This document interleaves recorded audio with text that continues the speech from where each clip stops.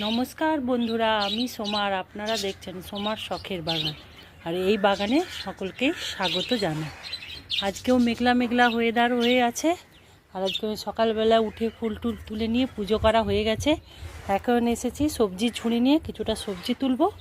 আর তার আগে এই যে ভুট্টাগুলো কালকে তুলেছিলাম, যে গাছগুলোতে ভুট্টা নেই সেগুলোকে সব কেটে ফেলে দেব।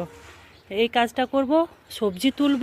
আর একটা কাজ কালকে করেছি ভুট্টা তোলার পরে, এই দেখুন এই জায়গাটা পুরো পরিষ্কার করে দিয়েছি।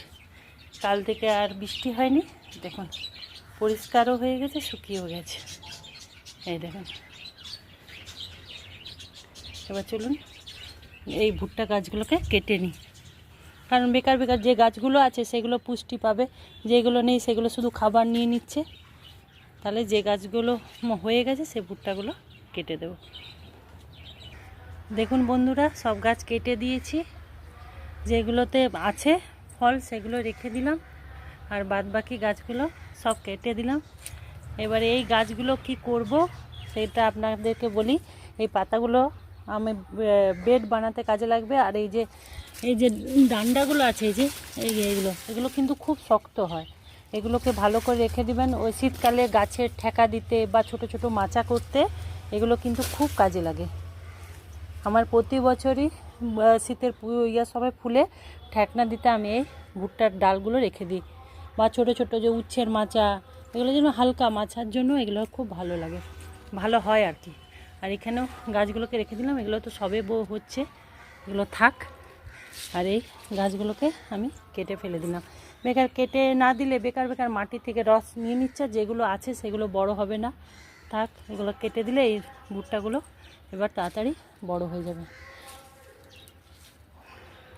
তাহলে এইখানে করি। এবার কিছুটা শাক তুলে নেব। এই পাট শাকগুলো পুরো কেটে দেব, কেটে দিয়ে এই শাকগুলো তুলে নেব। এই পাট শাকগুলো কেটে নিলাম। আর সেদিনকে কতকগুলো দেখুন বেগুনের চারা বসিয়েছিলাম না, ডাল কেটে কেটে বসিয়ে দিয়েছিলাম। আমি ভাবলাম হবে কি না, দেখুন নতুন পাতা বেরিয়েছে।